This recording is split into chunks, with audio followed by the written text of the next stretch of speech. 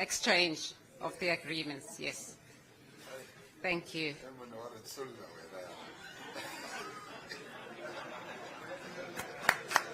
Thank you. Congratulations, Ministers. Protocol. Your Excellencies, the agreement, I now have the honor to request Minister Nyonso and Minister Cheptumu again as signatories to sign the Memorandum of Understanding in the field of arts, culture and heritage. Ministers.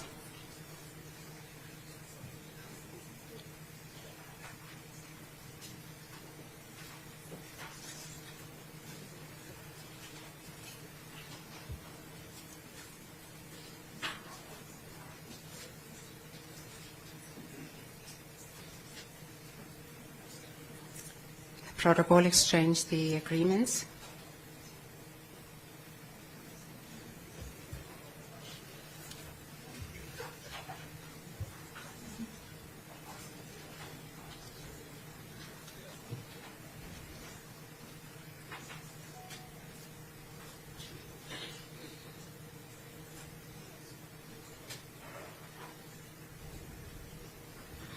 Thank you and congratulations, Ministers. You may have the handshake and exchange of your agreements.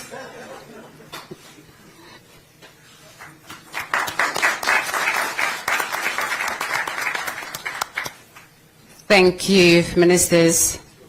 Your Excellencies, I respectfully ask Minister Nyonso to remain again as a signatory to the last agreement with Minister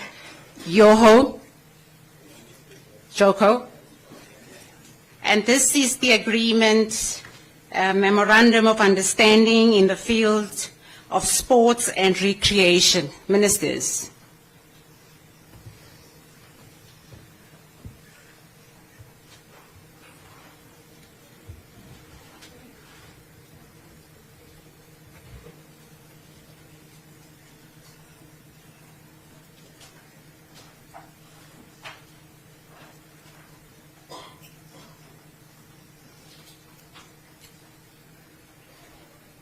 Thank you and congratulations, Ministers.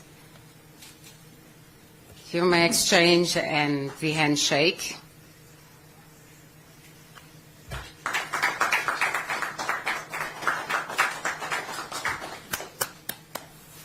Thank you. Your Excellencies, we have now come to the end of the signing ceremony. I would like to thank His Excellency President Ramaphosa and President Ruto for witnessing the signing ceremony. Your Excellencies, Mungu awabariki. God bless us all. In conclusion, I now take the opportunity to call on the presidential spokesperson to facilitate the media briefing. I thank you. Thank you, Ambassador. Your Excellencies, Ministers, ladies and gentlemen of the media, we will now kick off with the media briefing, starting with President Ramaphosa delivering his remarks. In turn, he will invite President Ruto to also deliver his remarks. Thereafter, we'll open the floor to questions with those that we've discussed beforehand. Thank you, Mr. President. Thank you. Is it on? I don't have to switch it on, right? Yes. Okay. Thank you, Mr. Magwenya. Your Excellency, President William Ruto, President of the Republic of Kenya,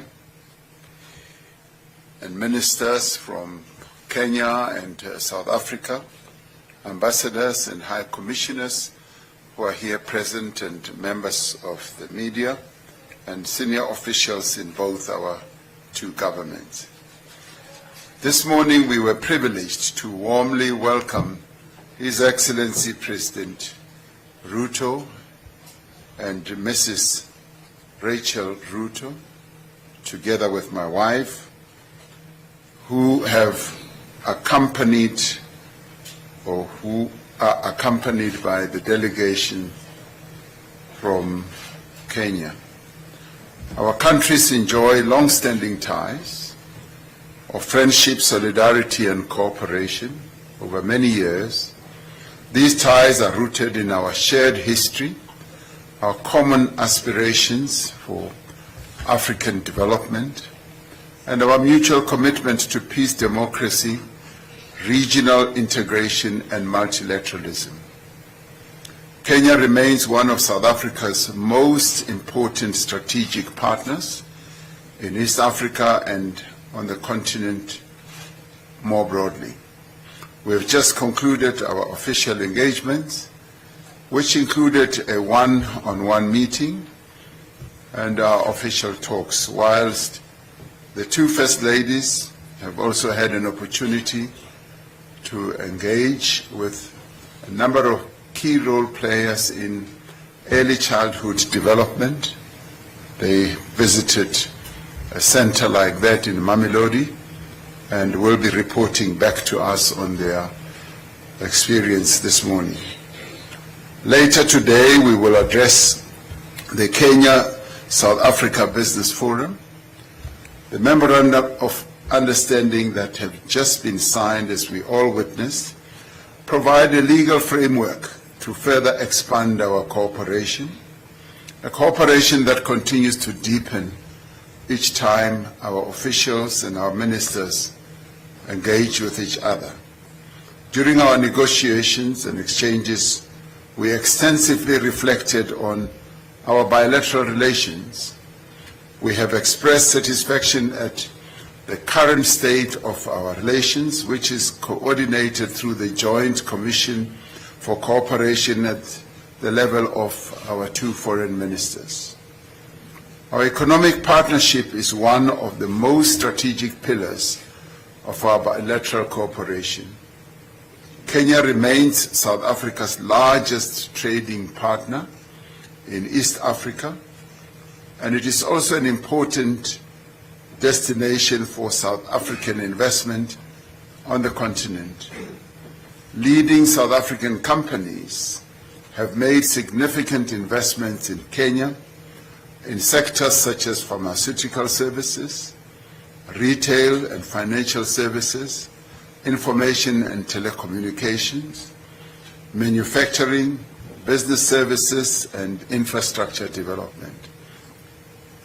South Africa's development finance institutions, such as the Development Bank of Southern Africa, alongside private financial institutions, are increasingly expanding their footprint in Kenya, particularly in renewable energy, infrastructure, and private sector development. We equally welcome the growing participation of Kenyan businesses in the South African market and the strengthening of commercial linkages between East and Southern Africa. But as South Africa, we want to see more Kenyan businesses investing in our market, and we want to see more Kenyan goods being on the shelves of our country, our shops in South Africa.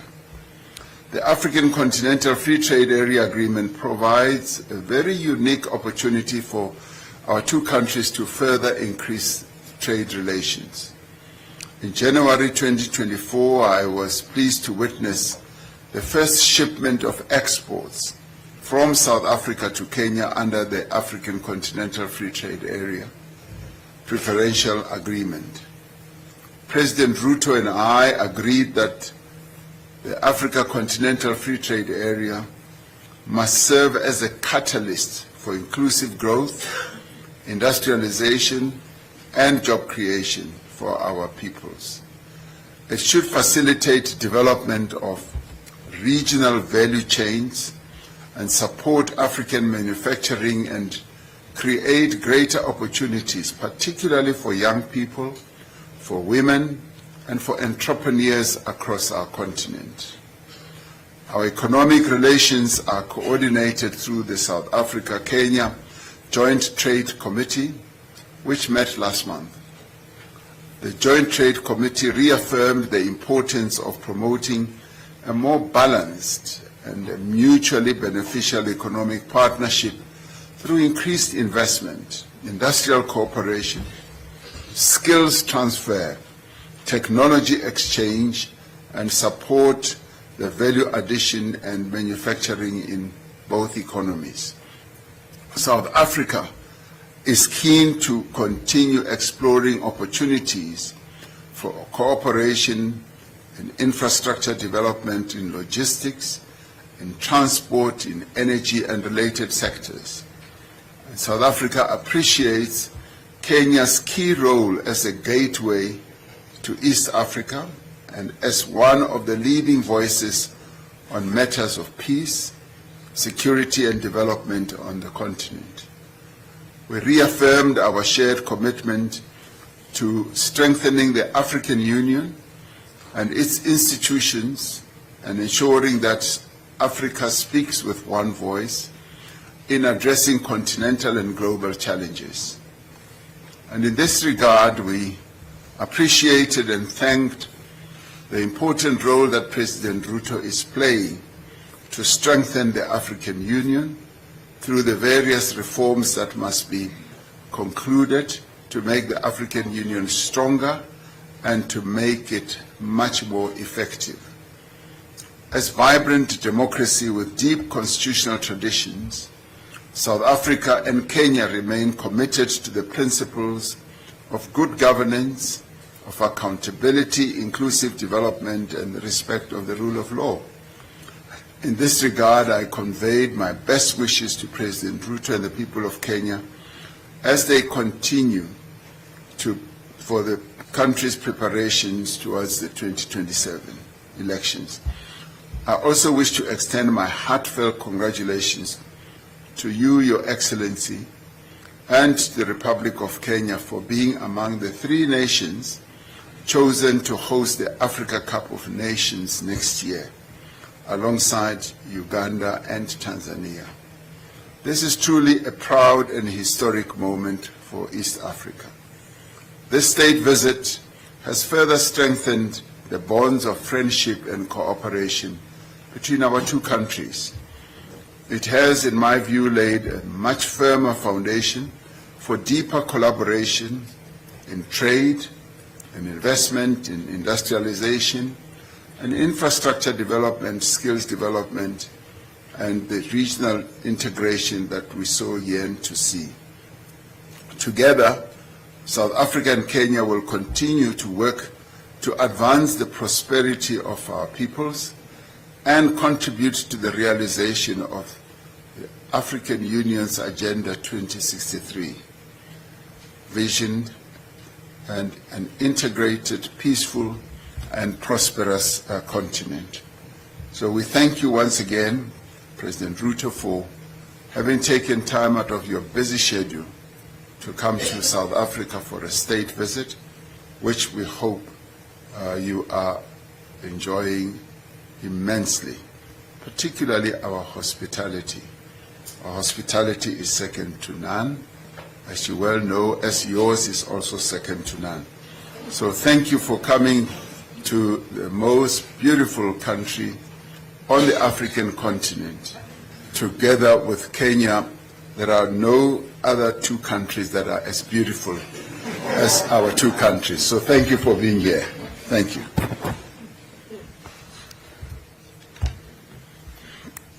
Your Excellency, President Cyril Ramaphosa, President of South Africa, distinguished senior officials present here, members of the press. It is a profound honor to stand here today in South Africa, a land that has given the world enduring lessons in courage, sacrifice, and the indomitable power of human spirit. South Africa is living proof of what becomes possible when people refuse to be defined by injustice and instead choose to be defined by their greatest aspirations. The world watched in awe as this nation dismantled apartheid and built something more lasting in its place. A constitutional democracy grounded in dignity, human rights, and in the equal worth of every person. I thank you, Mr. President, and the people of South Africa for the warm welcome and generous hospitality extended to me and my delegation. It speaks to the character of a nation that has always understood the spirit and meaning of Ubuntu. This state visit is both a celebration of how far we have come and a frank conversation about how much further we must go and how much faster we must move. In that spirit, President Ramaphosa and I held bilateral talks early this morning, reviewing the state of our relations and agreeing on concrete measures to deepen and further our cooperation. We met at a moment when the world order is shifting, when what was once certain is now in doubt, when multilateral institutions are being questioned, and when Africa's role is shaping global outcomes has never been more consequential or more contested. This is precisely the moment that demands African unity, African clarity, and African solidarity.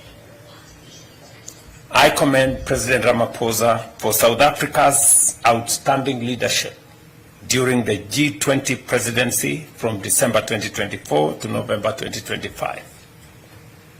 Mr. President, you used that platform to do exactly what was required: to center Africa's development priorities, to press for reforms of the international financial architecture, international financial governance, and to ensure that the Global South was given the weight it deserves. Today, Kenya and South Africa stand together in advocating a reimagined global order, one built not without Africa, but with Africa fully represented, fully engaged, and at the center of it. We are not asking to be admitted to someone else's architecture. We are asserting our rightful place among the architects of the new global order. Our two nations have never been strangers to each other's struggles.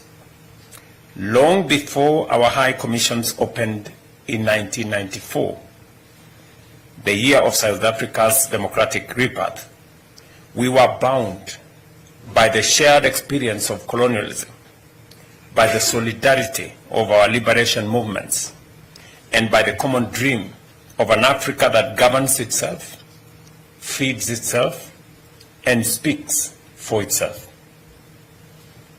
Over 3 decades, we have built one of the most impactful partnerships on the continent, grounded in mutual respect, shared values, and a common vision for the prosperity of our people. That partnership was institutionalized through the Joint Commission for Cooperation in 2007, and today we have directed that the second session of the JCC convenes as scheduled following this visit. We further welcome the ongoing work to elevate the Commission into a strategic partnership framework, a stronger, more comprehensive foundation for the years to come.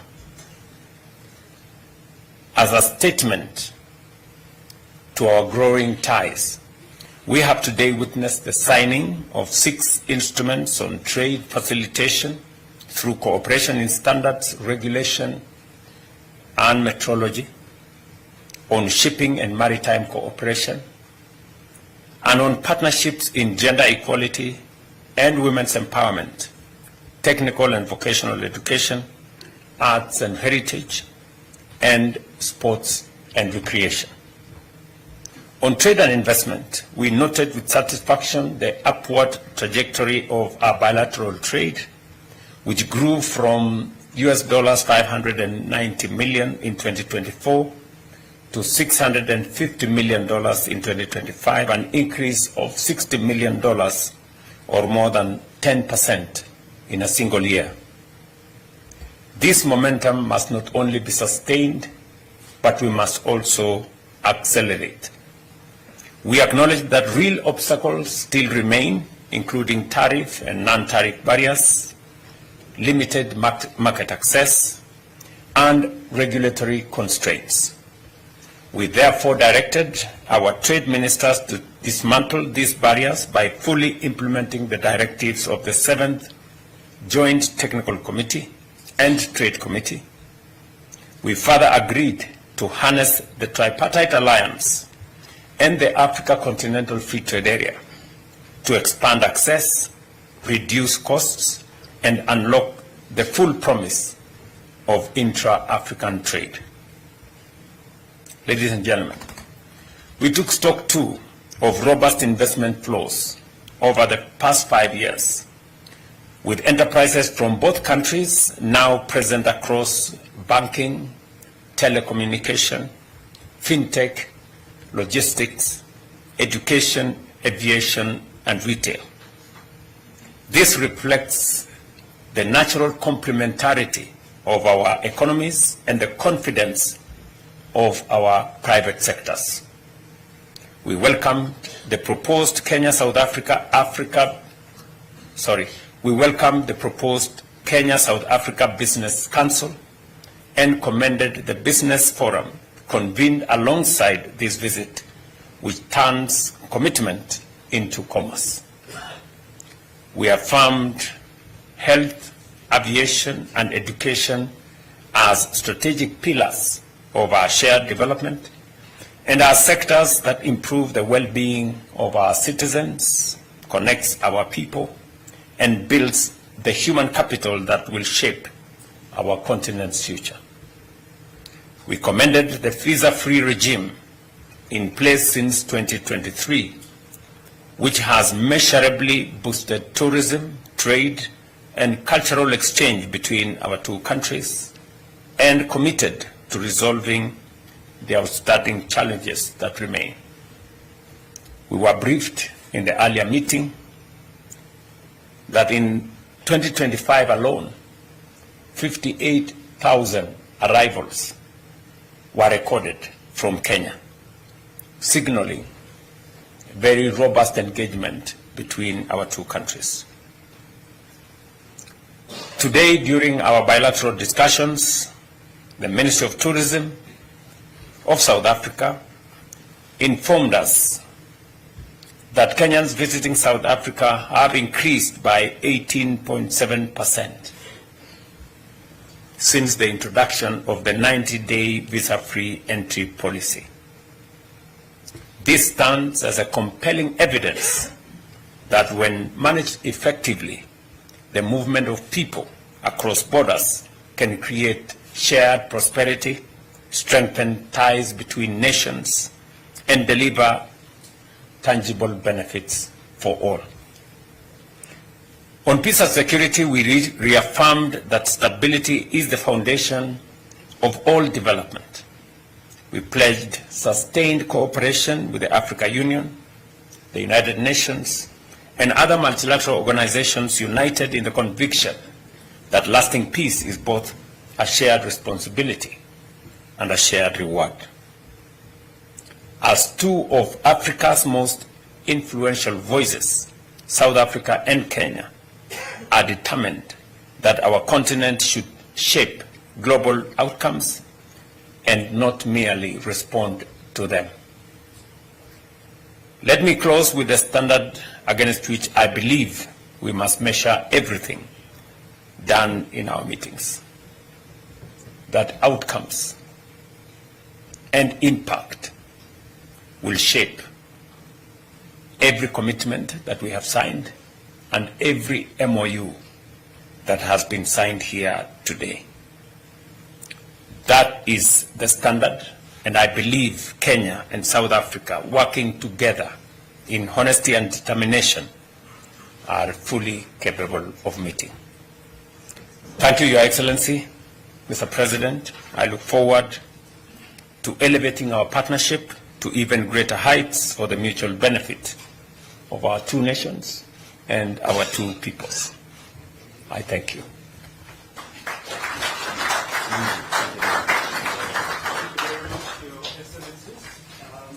We will now open the floor to questions. I'm going to take first two questions, Tando, and take Zeniki from Newsroom. Please introduce yourself and the news outlet you represent. Thank you. Good afternoon. My name is Tando Mayago and I'm from the Business Day here in South Africa.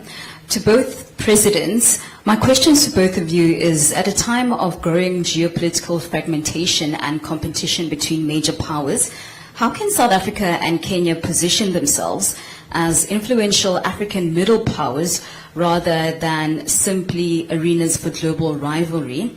And my question to President Cyril Ramaphosa is that there has been discussions around sending diplomatic envoys to neighboring countries on migration and regional stability. Is South Africa considering a more formal diplomatic initiative with states in the region to manage migration flows and ease the current tensions? Thank you very much. Zenigo, please pass the mic to Zenigo.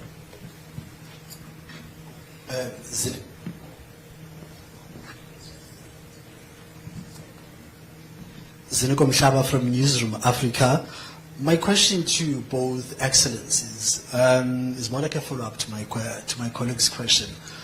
Considering the current geopolitics that are taking place, how important is solidifying African voice through the two regional powerhouses? Considering that, Kenya and South Africa enjoy different geopolitics in terms of relations. South Africa leaning more towards, Asia, and I would say President Ruto leading towards more of the American stance. Going forward, especially, towards the G7 summit, which will be attending, how important is finding a common ground, but also championing a common agenda of the African continent towards that G7? I think that's about it for now. Thank you very much. Your Excellencies will take those first two, starting with President Ramaphosa. Thank you. Well, thank you very much, Mr. Magwenya. Answer to the first question by Tando. As President Ruto said, the two countries, Kenya and South Africa, obviously do not want to overplay our status and importance vis-à-vis the African continent. All countries on our continent are equal. But of course, our two countries do have elevated voice and are able to bring about influence that is quite often able to shape things and to move things not only on our continent, but also at a global level. We are not rivals. South Africa and Kenya never see ourselves as rivals.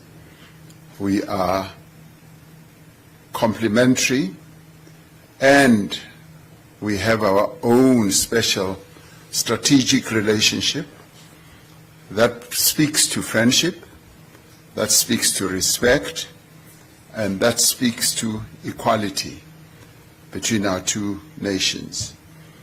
And we always find that we are so well aligned on many issues, both in dealing with national issues as well as in dealing with continental matters and global matters as well.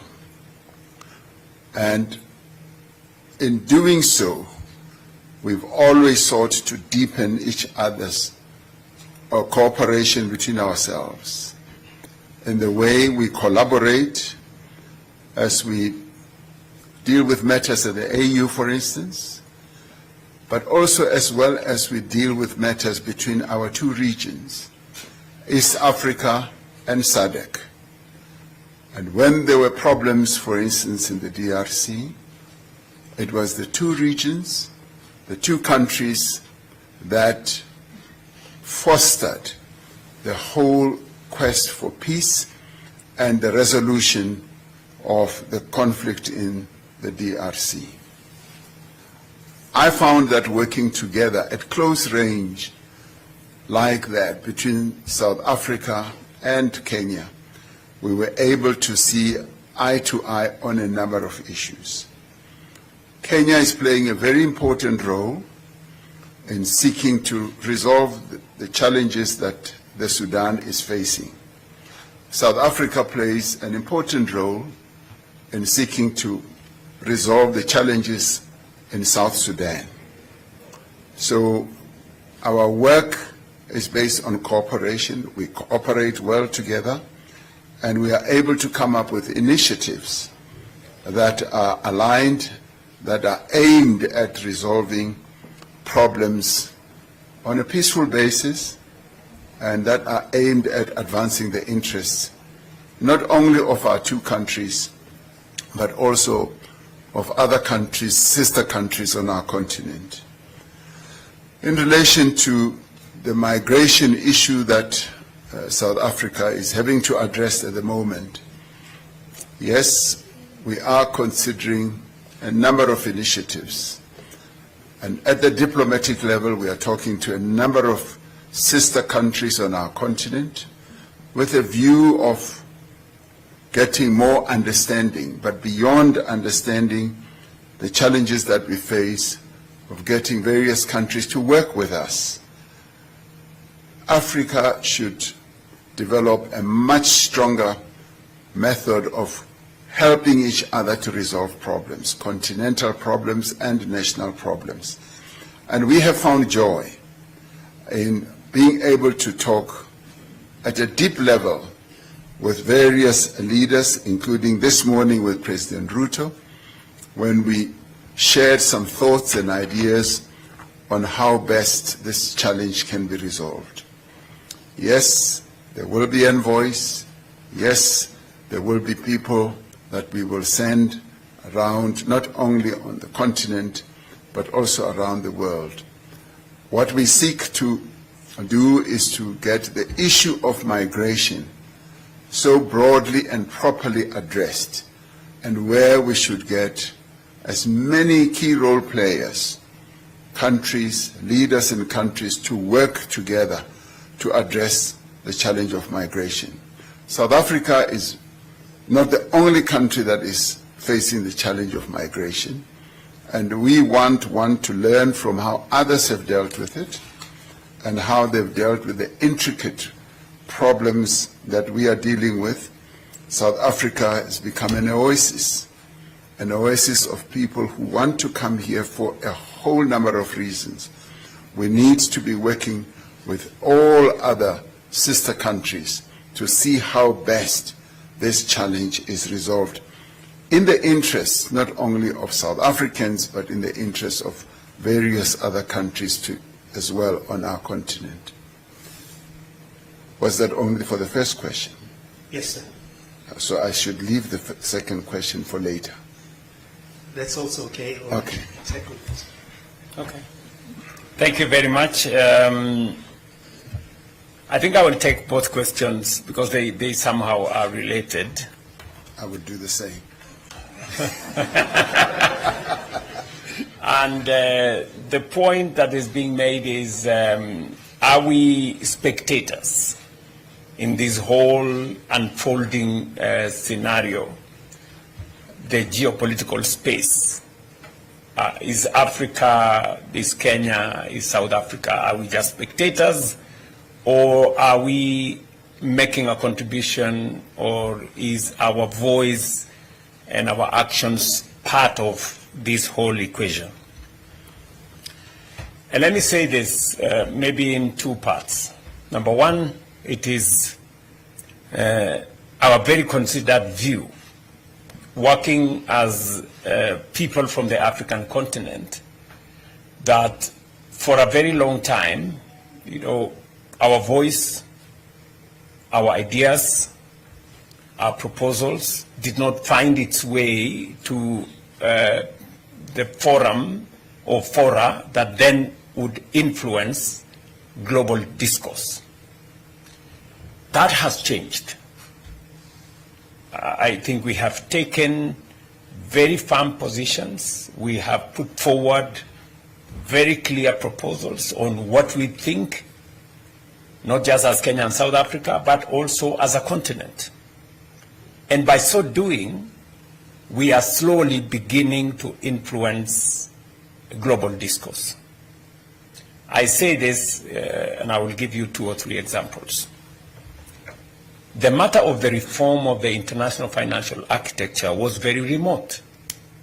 Many people did not believe that there was a problem on how the Bretton Woods institutions, how access to affordable financing, how countries were treated in terms of credit rating, and how that significantly undermined Africa's development. As a result of what we have done as leaders in this continent, today there is greater appreciation that there is something fundamentally wrong with the global architecture as it stands. And today, in every forum, there is an admission that there is need for reform of both global governance and the global financial architecture. To the extent that now we have an African credit rating agency to bring into the equation an African perspective on what is the real position, what is the real risk assessment of African economies. Is there real risk, or is it perceived risk that is exaggerated and used to undermine the position of African emerging economies to access affordable credit? There is a realization by the global financial architecture that they need to redesign their engagement with the African continent. And we are seeing changes in how the World Bank operates, how IMF operates, how other DFIs are operating, and there is greater appreciation. So we are not just bystanders. We're not just spectators. We are influencing what is happening globally. Let me take it a little bit further. Today, Africa is represented at the G20. It is a reform that has been undertaken because of the push from those of us from this side of the world. And South Africa became the first African country to host the G20. And I have said here that we commend South Africa and President Ramaphosa specifically for taking the stage and positioning Africa rightfully and our priorities and our concerns and what we believe the world should look at going forward. It is on the same spirit that I will be picking up from where President Ramaphosa left at the G20. And I will be taking the same message, the same priorities, our perspectives to the G7 next month. This month, actually. This month. And it is because it is no longer possible to ignore a continent as big as ours, with 1.5 billion people, with the largest reserves of resources, whether energy resources, natural resources, human capital. In fact, by 2050, a quarter of the world's population will be living here. Africa will be the single largest market by 2050. Anybody who is serious about thinking about the future, it's not possible to figure out that future without this continent. And finally, we are not only looking at what we can do with others, we are also looking at what we can do ourselves. And that is why we are undertaking the reform of the African Union. We believe that the African Union must be made fit for purpose so that it can serve the 1.5 billion people in this continent much more effectively. It is the reason why I was assigned by my colleagues the responsibility to work on the reform of the organs and institutions of the African Union. It is one of the topics that I discussed with President Ramaphosa, especially on matters to do with financing the African Union. They say, he who pays the piper calls the tune. Whoever is paying will have a say, and we want to be the ones to determine the course of the African Union, the way to the future for our continent, by making sure that we mobilize resources to reform our union, to make it effective, and to make it fit for purpose. And we are looking even further. At the meeting we had in Nairobi of the Africa Forward, we are looking at how do we mobilize resources that are available in our continent. How do we better deploy those resources? For example, discussing with African DFIs, there is $4 trillion in our continent. $4 trillion US in our continent, in our pension funds, in our insurance companies, many pension funds in South Africa specifically, Kenya, our insurance companies, some of the biggest are in this country. We have a lot of resources. But these resources are not being used. They are not being mobilized for the development of our continent. Instead, they go to other places, and then we go borrowing this money from those other places. What we are saying is that we need our DFIs in the continent to mobilize these resources and make it available, make these resources available for the development of our continent, so that we build structures that will make it possible for us to deploy pension fund resources, insurance fund resources in driving public infrastructure development. And so we are not only looking at what we can do with others and how we cannot be, bystanders or spectators in the global stage, but we are also looking at what we can do as a continent, and it goes down to what we can do as South Africa and as Kenya. Part of the conversation we will be having with the private sector, for example, later today, is how the private sector in South Africa can look at opportunities for investment in Kenya. We want to generate 10,000 megawatts of energy. This is commercially viable. How do you mobilize resources in South Africa to invest? We are working on 28,000 kilometers of road, extending the standard gauge railway, building a new airport. These are opportunities for investment by African companies using resources from African DFIs, financial institutions, banks, pension funds, insurance companies.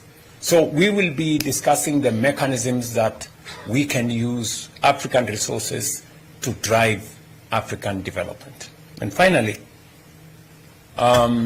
we've been having challenges, as we all know, of fuel caused by some war in Iran, which we have no control over. I saw yesterday in the news there was an escalation of some sort, and that creates difficulties for us here. And that's why we discussed last year with President Museveni and colleagues in the East African community. And we have decided that we're going to invest in an East African refinery so that we can guarantee our own fuel requirements. And we will continue to look at how do we create more resilience within, even as we build partnerships with others. And this is how we are re-engineering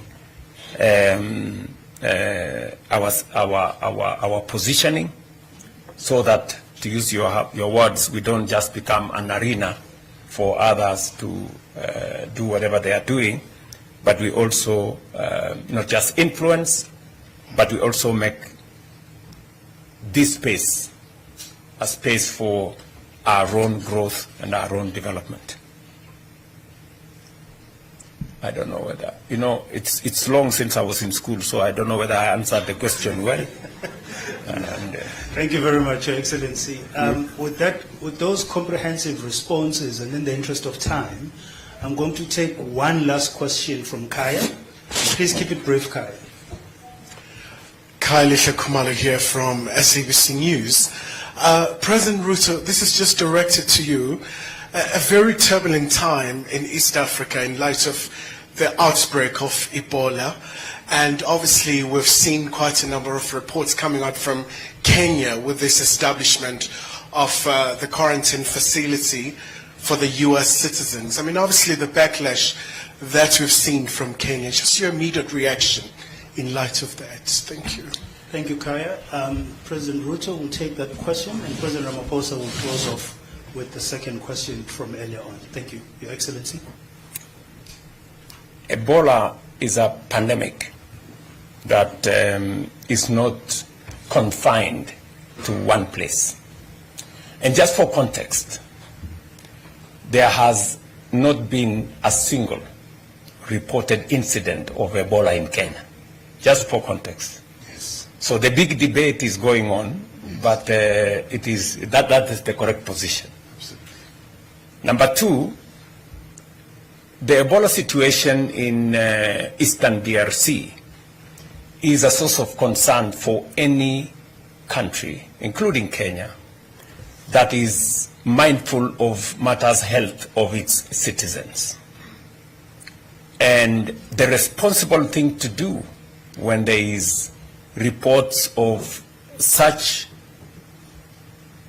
high-level infectious outbreak in a region where we have thousands of citizens, Kenyan citizens in DRC.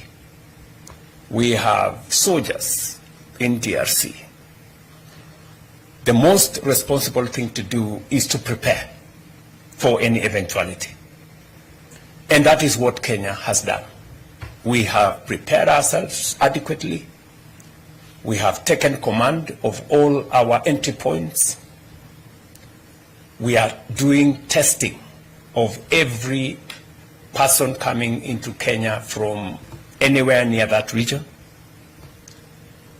We are testing close to between 2,000 and 3,000 people from all our entry points every day. We have mobilized resources, testing kits, reagents, and all manner of people. We have trained thousands of staff, health staff, to be able to handled that situation. We have now isolation facilities, 23 of them across the country, in different parts of the country. And one of the facilities that has now raised a bit of controversy is the facility we agreed to set up in conjunction with the Americans in one of our military air bases. And why have we done that? We have a huge American military contingent in Kenya, number one. Number two, we have set up the 23 other isolation places in Kenya with the support of friends, among them the Americans, our own resources, but also with the support of Americans. The American government has supported us in this Ebola setup infrastructure, health infrastructure, to the tune of 1.8 billion Kenya shillings. And they did make a request to us to, in the process of setting up all the other facilities, to also set up one where they can use in the event that their citizens, their soldiers, some of them in Kenya or from elsewhere, if they are in a situation, then they can use that facility. For context again, even if the Americans had not set up that facility at the military base, if there was any American in Kenya, we would take them to a Kenyan facility. We would not throw them out, because the Constitution of Kenya tells us that we are responsible for the health of the citizens of Kenya, including those who are in Kenya at any one time. So what you see as a debate in Kenya is lack of information. You know, people who may not have enough information to understand what we are doing. If we don't prepare and a situation occurs, we would have to answer much more difficult questions than the ones we are answering now. The questions we are answering now are simpler. They are easier. But if we were answering questions when people are sick and we haven't prepared enough, then we would be answering much more difficult questions. Where were you? What were you doing? What did you do? You knew there was a pandemic. You didn't do nothing. You know? What we are answering, the questions we are answering now is that we are prepared too much. And we are prepared for even our friends. And you see, I ask the people of my great country that the American people and government have been partners with us on matters health for close to 25, 30 years. PEPFAR and all the other funds. American resources, American taxpayers' resources have been used to support Kenyan health infrastructure. It would be most unfortunate if on one request by the Americans to set up a facility at their cost, we would refuse. We would look very inhuman, you know. So the debate here is not about whether to set it up or not. The debate is, are we doing the right thing? Are we not? And I can tell you without fear of any contradiction, and I can look at everybody in the eye, Kenyan, including yourself, and tell you we are doing the right thing. Thank you. Mr. President? Well, thank you very much. Let me just comment on this whole initiative on Ebola. And Ebola, clearly, as President Ruto has said, it's a pandemic. It's a pandemic that should concern all of us on the African continent. And as South Africa's role is the champion for the prevention of these pandemics, we have been quite deeply involved in the process of dealing with Ebola on our continent. But as South Africa itself, we've decided that we will be very proactive and be Pan-African and support the efforts that the African continent should make to deal with Ebola. We've made a contribution, as you might well have heard, of $5 million to the AU CDC to strengthen the CDC's effort to ensure that we have all the resources to be able to fight and to deal with Ebola.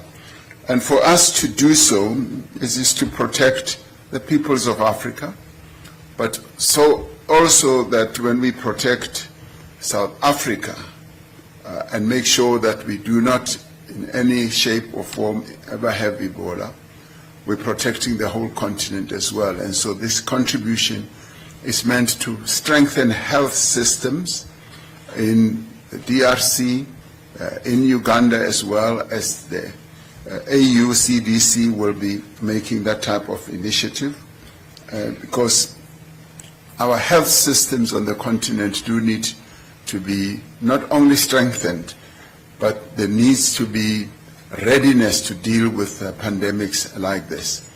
And in this regard, we call on all other countries and institutions that are able to lend a hand to make a contribution to enable the AU CDC to be able to deal with this challenge quite effectively. With regards to the earlier question, as I understood it, raised by Zinyiko, where he tended, thank you, Excellency, tended to say that South Africa will be more aligned with countries in the East and Kenya with countries in the West. There's just no truth in that.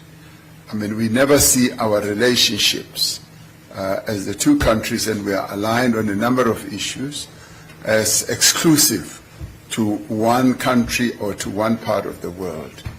Our foreign policy is conducted in a way, and certainly South Africa's foreign policy is conducted in a way that is aimed at promoting and progressing the interests of the people of South Africa. But we are very strong also on saying it should promote the interests of the people on our continent. South Africa, as Kenya does, always make it a point that where we represent either South Africa, anywhere in the world, at a forum or otherwise, we always speak about Africa first and possibly last about South Africa. Because it's important for us to be promoting the interests of our continent. When we hosted the G20 here, our primary focus was our continent. We focused on what needs to be done for our continent and less so about ourselves as South Africa. When President Ruto goes to the G7 in France, he will be articulating the interests of Africa. He will be articulating what Africa needs and where Africa wants to go. He'll be speaking to the vision that is set out in Agenda 2063 for the whole continent. And of course, there are moments when bilateral meetings will be held, when he will speak about Kenya. But our primary focus as leaders, and certainly in my case and President Ruto's case, is to uphold and promote the interests of our continent.